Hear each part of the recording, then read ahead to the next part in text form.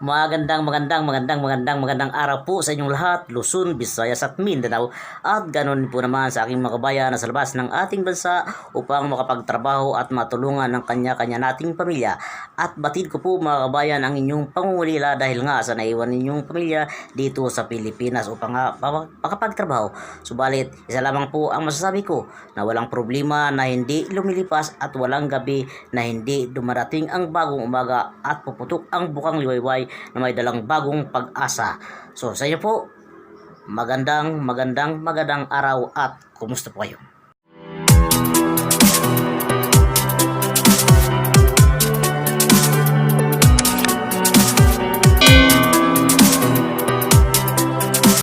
Once again, this is Islas Pilipinas Channel na nagtatampok ng mga balita noon at ngayon.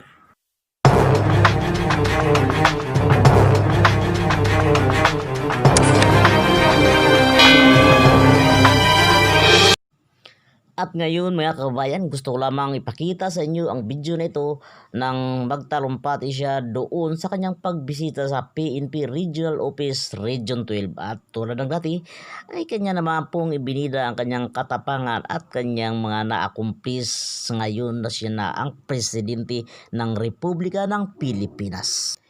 Excellency President Rodrigo Roa Duterte. Officers and men of the Philippine National Police, the officers and men of the Philippine Army, the Armed Forces, mga kababayan ko. Could anybody give the tikas pahinga order, please? Okay, take back one. Tikas! Kaning mga pulis ba, pag tikas pahinga, mas dakog bilangkan kayo sa mga army.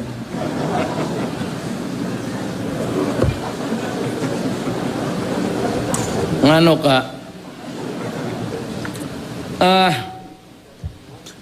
I'd like to make an explanation to the Filipino people. Hindi masyado tayo, trabaho. You know,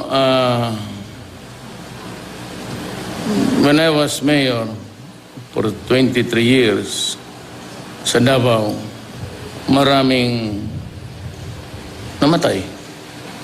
And I was one of the favorite whipping boy of Dilima about the human rights. Nung kasing na-OIC ako right after the EDSA revolution,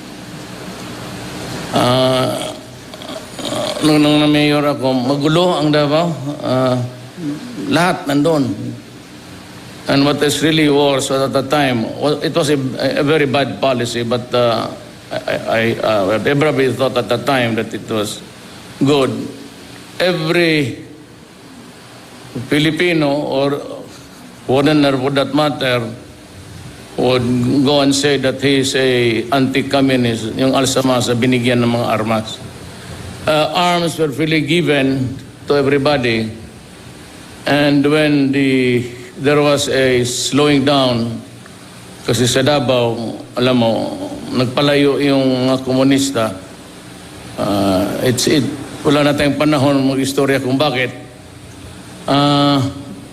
Ang naproblema ko ang mga hoodlums. Then, the Shabu substance came into being. Hirap ako, so sabi ko, yung mga durugista, yung mga kidnapper, yung mga hold-upper, murder for hire, umalis kayo ng Davao kasi hindi, pag ayaw ninyo, papatayin ko kayo. At yung ibang umalis nga, buhay, yung ibang, yung hindi naniwala, patay. So no, there is a problem. Kasi lahat kasi ng namatay, binibilang, well, politika una yan. It started with politics. Yung lahat na namamatay dyan, pati yung nasagasaan, kukunan ng picture, padala ni Nograles doon kay Dilima, kaibigan naman sila. Pareho silang pangit.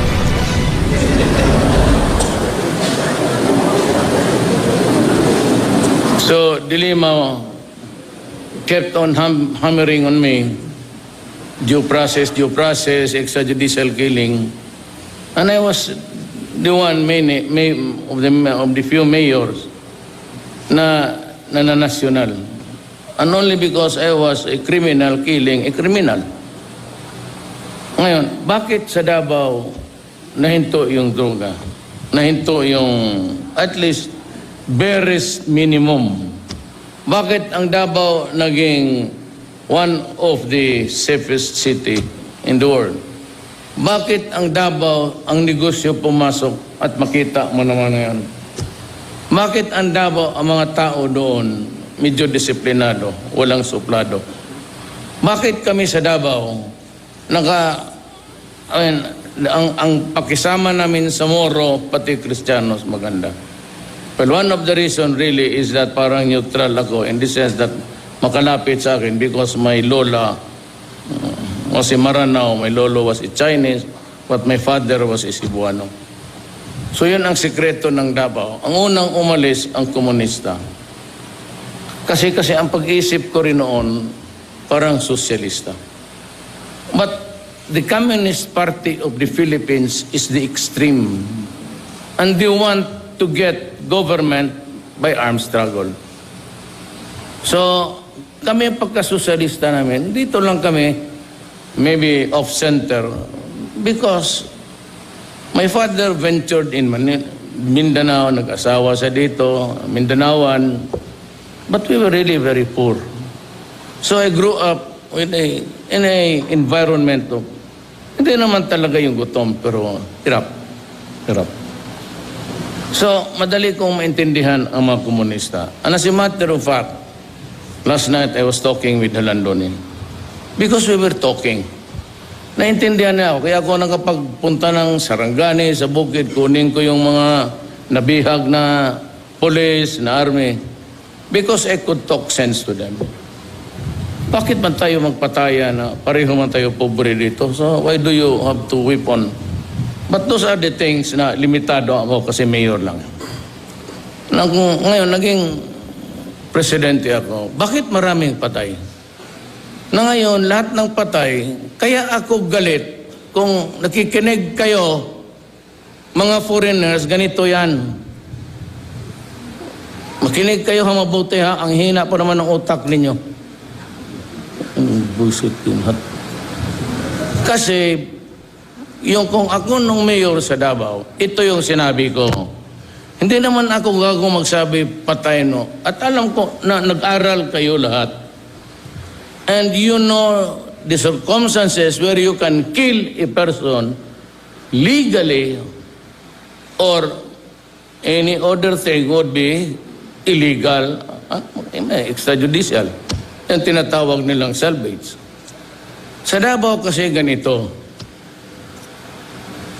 Hanapin ninyo ang mga durugista, mga kriminal, mga hold-upper, kidnapper. Hanapin ninyo, arestuhin ninyo. Pag ayaw mag-surrender at lumaban, and they present a violent resistance, and if you think that life, your life as an arresting officer in danger, shoot them dead. Period. That is the order until now sa inyo. Kaya sa Maynila, sabi nila bakit patayan nung nag-umpisa si Duterte? Kasi ang polis takot. Alam ko, 23 years ako, ang polis pag nademanda, on the day na, alam mo, ang mga abogado, ganyan, abogado ako eh. Pag demanda ka ng polis, mag-counter charges.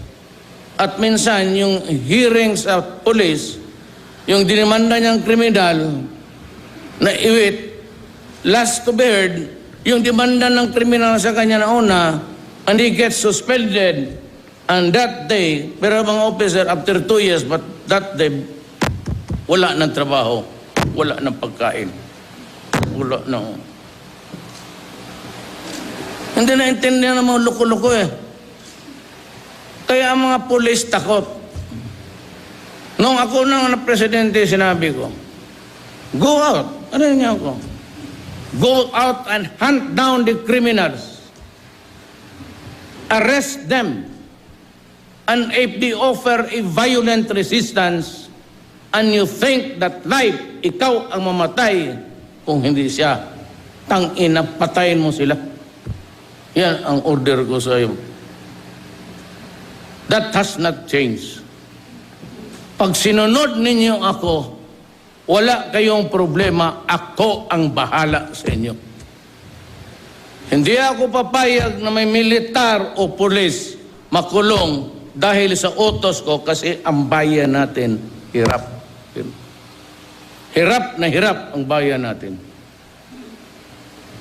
Sa droga, Santiago, he's an officer ng Armed Forces.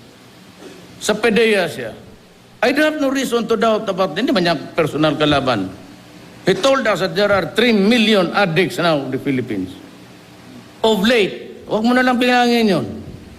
Yung 700,000, it's going up. It's gonna reach 1 million mark by the end of this month. 1 million drug addicts, pas 3 million nung sinabi ng PDEA. Ilan yan? 4 million. Nag-usap kami ni Widodo doon sa ASEAN Summit. Sabi ni President Widodo, we have the same problem. I have 4 million addicts. But there are about almost the largest, ang Indonesia sa about 300 million people. Tayo 104. Nearing the 4 million mark.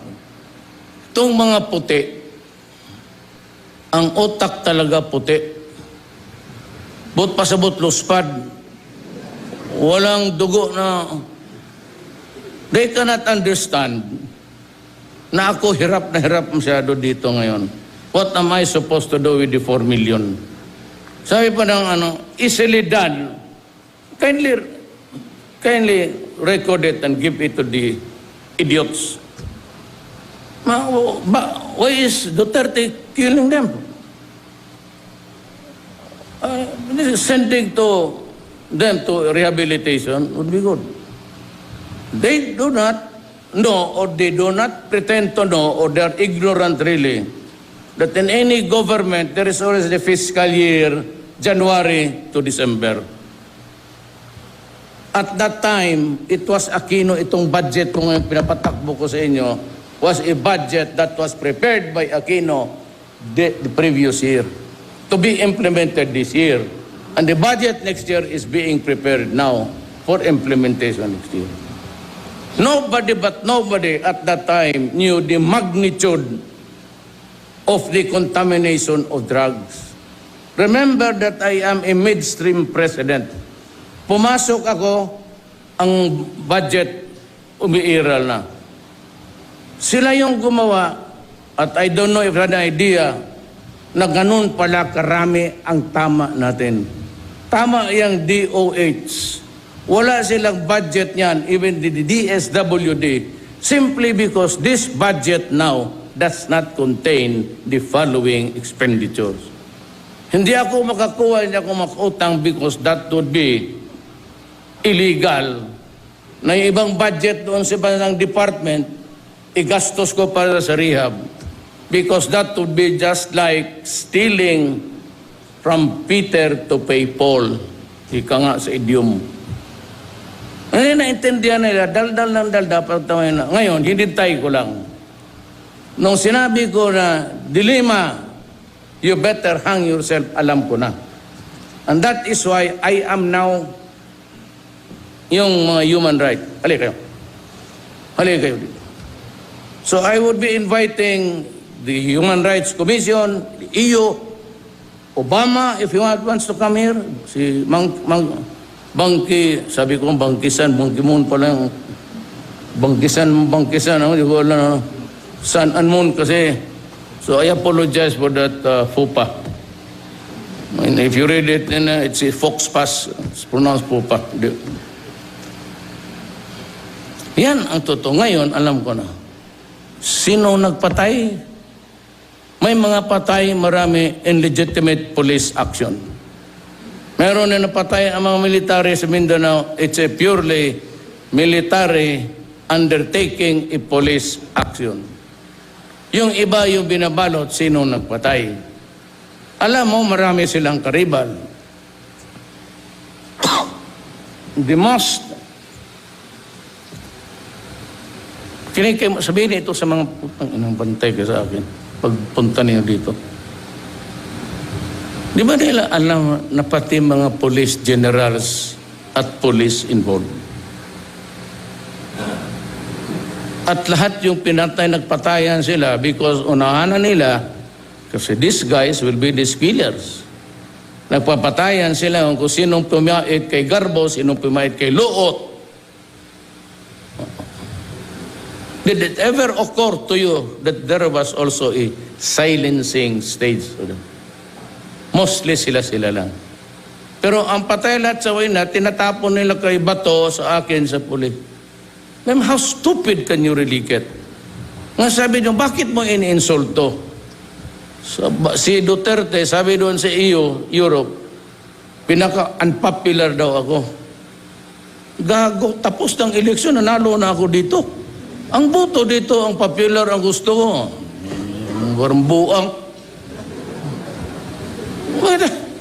Unpopular ako. So, tapos naman ng eleksyon. 6 million na ang margin eh. Tapos hindi daw ako statesman. Excuse me? Hindi raw ako statesman.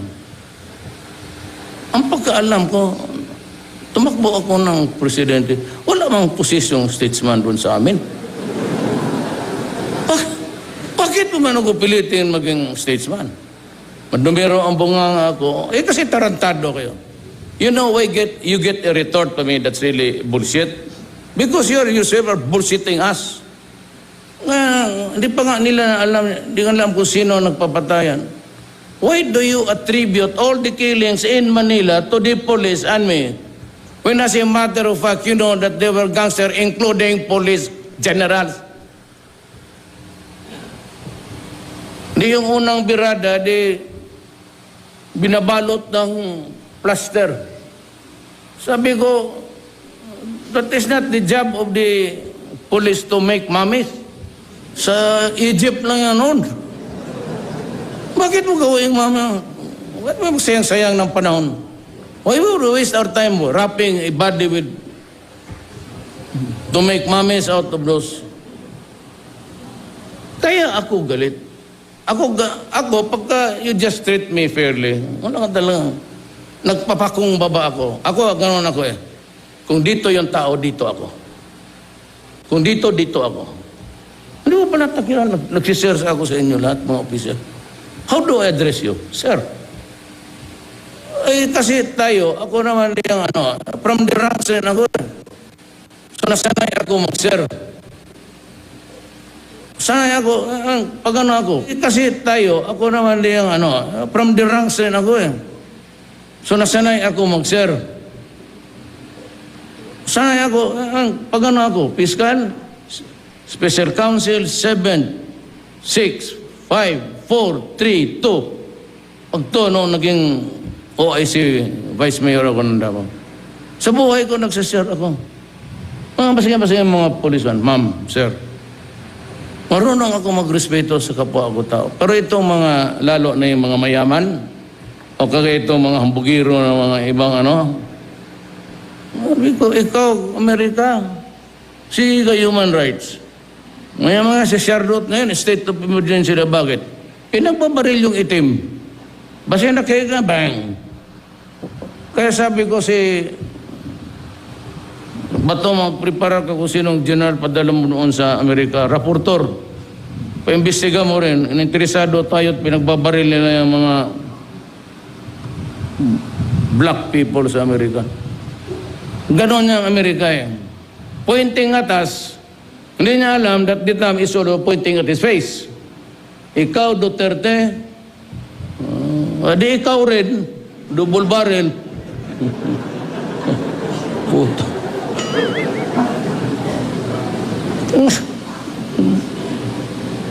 kung ayaw na nila. May China, Russia. Punta na nga si Bato. Napunta na si Bato doon. Sabi ko kasi, punta ka doon. Kaya kung magkalabuan ito, nabalik na. O, Bato, saan? Siya said, naalata na siya, buwag na ta, dito na lang ta. Isa ka pang intrigador. May sulsulan itong Amerikano, kandidato ko dito.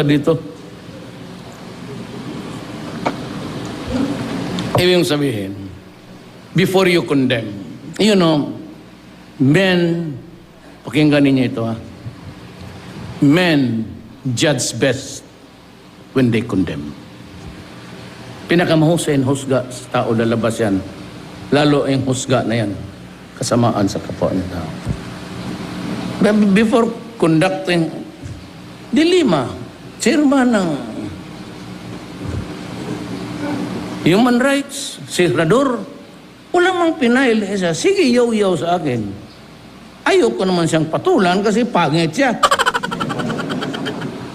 Baka patulan ko, tapos, sige, mag-usap tayo, Mayor. Na. Tapos, saan, ma'am? Ikaw kung saan mo gusto. Alam ko na noon pa. Totoo alam ko. Kaya sinabi ko, dilema, I am listening to you. Hindi dyan nakuha. Akala siguro yung bibiro ako. Hindi akalain. Alam mo, when you get to be president, marami na rin ibang bansa na, gusto mo lang. Sige, kaibigan tayo. So, alam ko na. Nasabi ko, dilema, did I not tell you that I was listening to you? Kung pagsabi ko, go hang yourself, yun na yun. Dumaan na sa kamay ko. Pero hindi ako ang sabi ko, hayaan ko sila, Bit Aguirre. Sige. Siya yun. So, ganito yan. Sabi ko sa mga opisyal ninyo, be careful. Kayo na sa likod, mapaproblema kayo nito. Kaniimbi na masyado. Narco-politics has entered the Philippine democracy. Bantay kayo dyan. Kaya ako hindi pumayag na mag-eleksyon ngayon. Kasi yung mga mayor, gobernador na sabit, they will still have the money to spend and be in power. Pag hindi mo na if we cannot destroy the apparatus now, tayo, the next generation will be compromised. Ang anak ninyo ng mga high school ngayon, wag na yan nasa college Hindi na masyado. Pero delikado pa rin. Ang mga apo ninyo. Sabihin ko sa inyo, ang pinaka sa tao yung ang apo natin. Hindi pa nga tayo sa anak Apo. Basta apo. Isang araw kami makipaglaro sa apo mo, maligaya ka pa. Kaya sabi ko sa lahat, I will end by saying, hindi pa pala, huwag mo nang end kay, how many awardees? Ilan yung dumaan dito? You'll get mga 200,000 each.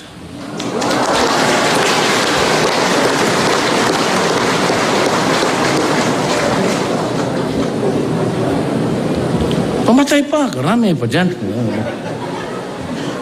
No, basta, remember, if I have time, you listen to me. Sino ba nag-aral sa Davao ng basic police course, officer's course?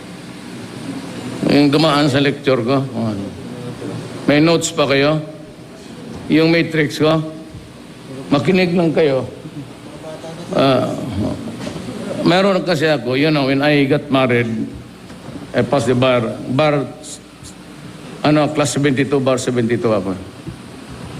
Nung nag-asawa ako bigla, kaanak ako, hindi ko akalain na mahirapan ako so I had to teach yan sa Police Academy sa Mental. So, 1973 hanggang ngayon, nagle-lecture ako. Pag mag-lecture ako sa inyo, tingnan ninyong mabuti. Tingnan ninyo yung matrix na dumaan sa akin. It's about 1 hour 10, 30, the most. Makinig kayo, yun na yun. Yun na yun ang buhay ninyo pagka-pulis. Alam mo na lahat. Sundan mo lang yung akin. Gano'n naman yan. Arrest. With warrant, without warrant. With warrant, court. Without warrant, 9, 18, 36. Gano'n yan. Tapos, yun. Filing of cases. Wala nang basa-basa. Alam ko man, hindi kayo nagabasa noon. Subasa pa dyan. Ito, binisaya lang, pero yun na yun. Yun ang tapos search. Arrow. With warrant. Description. Residence. Exactly, ano yan. Without warrant. At pursuit. Dito. Escapo. Yun. About 30 minutes. Yun na yung pagka-pulis mo. Tapos dito, kasi bigyan ko itong mga military ng, because the advent is, next is terrorism. Hindi na masyado yung nung paraan. If we get lucky to have a peace agreement with the communists, then they would, ito, labanan ito ng covert. Bigyan ko yan sila ng Glock. Magbili ako ng, lahat tayo sundalo, bigyan ko ng Glock. Kasi kung wala ng kalaban, makita kayo sa bayan, mag-inuman yung pulis dito, inuman yung sundalo doon, pagkatapos magbarilan yan sila. Para manggagago. Tangina. Pumabasa ko minsan, army and police. Buti, hindi ko inabutan. Sapakin ko na. Kaya mag-inom. Pag human, mag-ilog sa morar, bagwapog tingog ang mga yawa. Tapos mag-initay kasi katupong pikas. Dugay nas buki, doon nakakanaog. Mangilog na po og pagkahuman, o kinsalay tigas, barilay na yun. Awarding, asam kong award ninyo.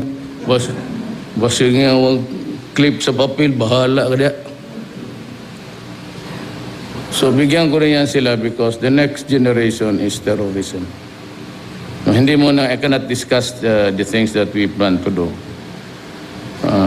It's supposed to be public, but mainly it's gonna be something like a covert operation. Crime and detection yan. Ang kalaban mo dyan, isa, dalawa, tatlo. If ever may encounter ka sa bukid, could not be more than 100. Ano yan? But be careful, kasi itong komunista, mabilis yan. Itong sila, static yan eh. Just like in Huno. Basilan is very small. I mean, if you get about 10 battalions there, I'm going to get something like, Dolansana is asking 20,000 additional troops. Ako, I would like by next year, tapos na sana. I don't know how many months yung soft training. So I would have something like about 10 to dito, mobile to rural, urban terrorism rather. But that will be our planning in the days to come before Christmas. So, maghintay lang kayo, you just do your work. Huwag kayo magtakot. Huwag kayo magtakot na. Just remember the guidelines. I gave you the standard only if, pagtingin mo, in the convention by the chiefs of police sa Europe at sa Amerika. Sa Amerika ngayon, pag sinabi down ka talaga. O hands up ka. Pag nagkamali hands up, tapos ang kamay mo nag-travel sa bulsa, they are agreed now na, o dito sabihin, violation ng human rights. It is now agreed amongst them na any overt action, pag sabi taas ang kamay, tapos magbaba ang kamay mo kung saang bulsa, basta nagkamot ka ng itlog mo kay Makati, putang ina, patay ka. So, di ba, malaman mo, pag magbunot ng ganon, huwag ka na maghintay. Pag adot ng circuit, ang akong pusod na mamang. Wala ka ng panahon magano. You know, if you kill a person on a judgment, wala kang malis, except that you thought at that time that you were in danger. That is good faith. Wala talaga yung ikaw. Kasi mag-aristo ka ng ganon, tapos nagkamali ka. Ito lang ang remember mo, ha? Init, eh. Siguro mali gapon. Hindi, lipat natin.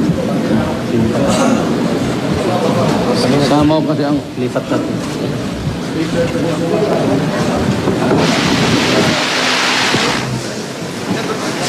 Okay.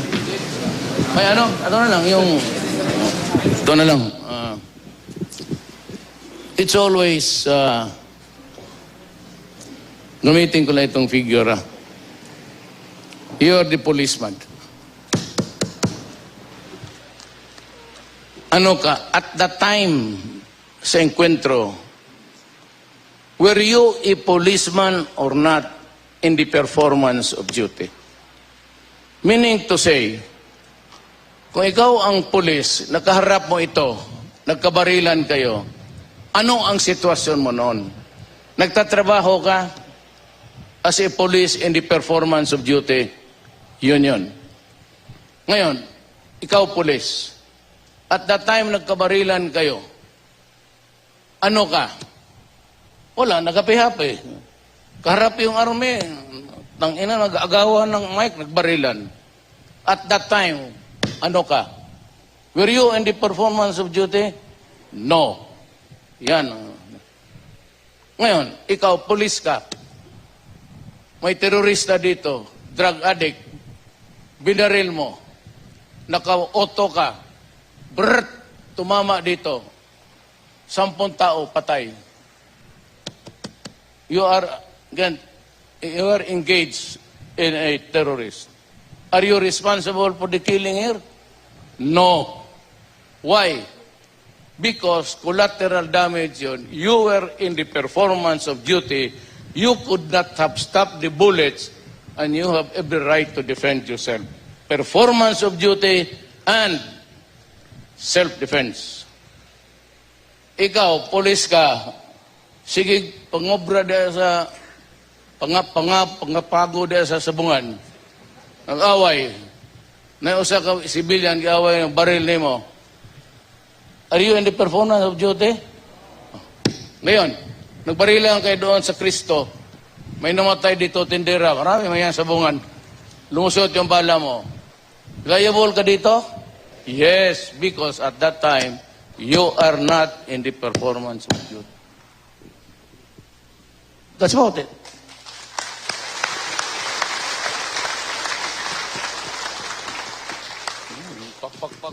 By the way mga kababayan, please subscribe my channel and hit the notification bell. Ngan kunta sana akong makasangkayan sa FB, kasangkayan man sa personal, kunta masubscribe ini yung channel. Salamat. Thank you. Kumusta po kayo? And God bless.